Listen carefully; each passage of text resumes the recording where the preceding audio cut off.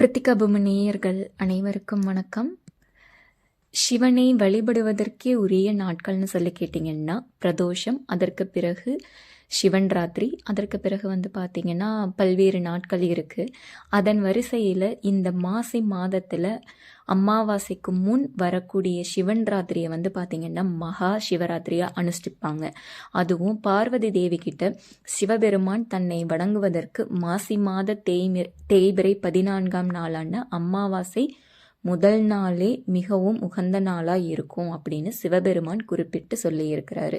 அதனால தான் அந்த நாளில் பார்த்திங்கன்னா மகா சிவராத்திரியாக அனுஷ்டிக்கிறாங்க. அந்த மகா சிவராத்திரியில் 4 ஜாம வேலை பூஜை அப்படிங்கிறது நடக்குங்க. அதோட வெள்ளிக்கிழமை வர்றது இன்னமுமே அற்புதமான நாளுங்க. அதை விட இன்னொரு முக்கியமான விஷயம் என்னன்னு சொல்லி கேட்டிங்கன்னா பிரதோஷமும் சேர்ந்து வருது. ஒரே நாளில் இவ்வளவு பெரிய விஷயங்களும் நடக்குது பார்த்தீங்களா. சிவபெருமானுடைய அருளை பெறுவதற்கு இந்த நாளை நம்ம தவற விட்டோம்னா வேறொரு நாள் நமக்கு கிடைக்கவே கிடைக்காது. இந்த நாளை தவற விடவே விடாதீங்க.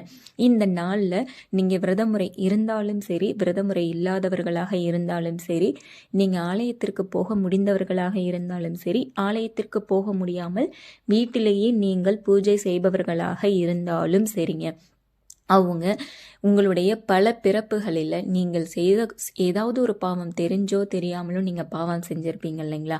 அப்படி அந்த பாவங்கள் எல்லாமே போக்கணும் அப்படின்னு நினைக்கிறவங்க நான் சொல்லக்கூடிய இந்த அரிய வகை மந்திரம், இந்த மந்திரத்தை யாருமே சொல்லியிருக்க மாட்டாங்க. இந்த மந்திரத்தினை 108 முறை நீங்கள் ஆலயத்திலோ அல்லது உங்களுடைய வீட்டின் பூஜை அறையிலோ பாராயணம் செய்தாலே போதும். அதை பற்றின முழு விவரம் தான் நான் இப்போ உங்ககிட்ட சொல்ல போகிறேன். வீடியோவை எந்த இடத்துலையுமே ஸ்கிப் பண்ணாமல் பாருங்கள். சிவன் ராத்திரி அன்னைக்கு பார்த்தீங்கன்னா பல்வேறு பூஜைகள் வழிபாடுகள் எல்லாமே நடக்கும். உங்களால் முடிந்த நிவேதனங்களை நீங்கள் கோயிலுக்கு அன்னதானமாக கொடுக்கலாம். பூஜைக்கு உண்டான பொருட்களை எல்லாமே நீங்கள் வாங்கி கொடுக்கலாம். பாலபிஷேகம், நெய்யபிஷேகம், பூக்கள், செவ்வரளி பூக்கள் மற்றும் அந்தியாவட்டை பூக்கள், அதுக்கப்புறம் பார்த்தீங்கன்னா வில்வ இலை, இது எல்லாமே நீங்கள் கொடுக்கலாங்க.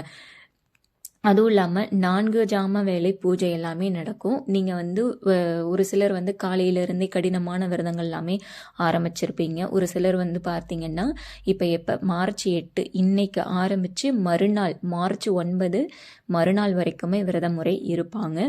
சரிங்களா. மனிதனுக்கு இருக்கக்கூடிய, அதாவது நம்மளை பாதிக்கக்கூடிய குணங்கள்னு சொல்லி கேட்டிங்கன்னா ஆசை, காமம், சோம்பல், இது போன்ற குணங்கள் எல்லாமே நம்மக்கிட்ட இருக்கும். நன்மைகளை தரக்கூடிய மேலான குணத்தை தரக்கூடிய விரதம்னு சொல்லி கேட்டிங்கன்னா அது இந்த மகா சிவராத்திரி தாங்க. இந்த விரதத்தை அனுஷ்டிப்போருக்கு எல்லாருக்குமே பூரண ஆயுளும் செல்வ செழிப்புமே கிடைக்கும். சரிங்களா. இதில் யாருக்குமே எந்த ஒரு நம்பிக்கையுமே இல்லாமல் இருக்காது. மக்களிடையே இருக்கக்கூடிய அதீதமான நம்பிக்கை. நம்ம தெரிஞ்சோ தெரியாமலோ யாருக்காவது பாவங்கள் செஞ்சுருப்போம் இல்லைங்களா. அந்த பாவங்கள் எல்லாமே போக்கணும்னா, இப்போ ஆலயத்தில் நீங்கள் வழிபாடு செய்கிறீங்க, கோயிலே தாம்மா நாம் இருப்பேன் அப்படின்னா, ஒவ்வொரு கால பூஜை செய்யும் பொழுதும் நீங்கள் அமைதியாக ஒரு இடத்துல உட்காந்துருப்பீங்க, இல்லைன்னா சிவபெருமானை நோக்கி அமர்ந்திருப்பீங்க. அப்பொழுது இந்த மந்திரத்தினை நீங்கள் 108 முறை பாராயணம் செய்யலாங்க. உங்களுக்கு தெரிஞ்ச சிவபுராணமும் செய்யலாம், அல்லது எனக்கு பல்வேறு மந்திரங்கள் தெரியும், பல்வேறு போற்றிகள் தெரியும்னாலும் நீங்கள் சொல்லலாங்க.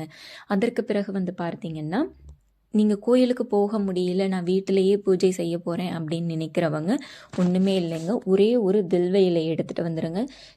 சிவன் பார்வதி அம்பாளுடைய ஃபோட்டோ இருந்தாலும் சரி, ஃபோட்டோ இல்லைனாலும் சரி, நீங்கள் அந்த வில்வ இலையை சிவபெருமானாக பாவித்து ஒரு விரிப்பு மாதிரி விரிச்சிட்டு, வெறுமனையாக உட்காராமல் விரிப்பு மாதிரி விரித்து நீங்கள் சிவபெருமானை நினைத்து 108 முறை பாராயணம் செய்யுங்க.